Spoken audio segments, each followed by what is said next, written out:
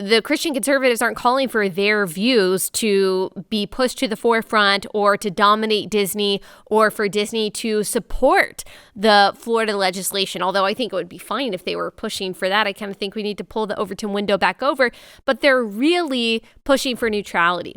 I wrote an article about all of this in World Magazine that is out today. It's titled "The Happiest Place on Earth Unless You're a Christian."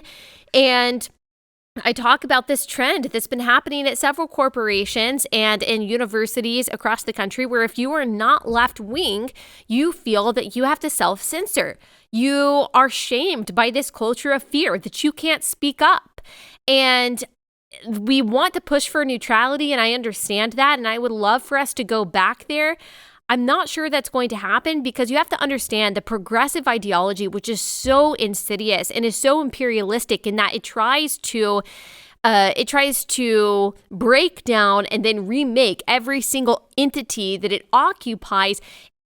Progressivism views neutrality as hostility. It doesn't actually make any distinction between neutrality and hostility. And so that's why, we see just the ugliness that we do. That's why progressivism, as I said in the episode last week, it destroys. When progressive policy takes over a corporation, when progressive theology takes over a church, when it starts to infect city councils and lawmaking bodies and any institution, it ends up destroying it. There's no actual end point or limiting principle of progressivism. It's just continue to break down. We break down norms. We break down what's there. It's the metaphor that you've probably heard.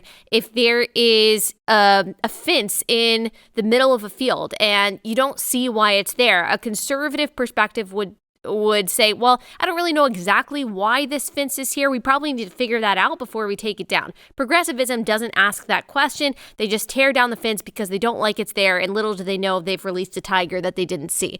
I mean, that's what happens, and that's what happens in every institution. That's what's happening at Disney right now. They are trying to bend Walt Disney Company to its ideological will. And the leadership apparently, because as I'll say in a second, they're starting to acquiesce to this, and they are going to probably meet the demands of these disgruntled progressive employees. They don't care that a large percentage, I believe it's a majority of Floridians, actually support this bill, that this bill is actually very popular nationwide, and that even a large percentage of Disney employees support this bill. They actually don't care about that. Some of it probably has to do with the ESG stuff that we've talked about in the past, but they also know that leftists are the bullies. They're the ones who are going to organize and try to take you down and threaten your livelihood and your position and your reputation if you do not bend to their will. If you enjoyed this video, hit like and subscribe to our channel so you'll be sure to see similar videos from BlazeTV, with the added bonus of signaling YouTube that your voice and opinion still matters.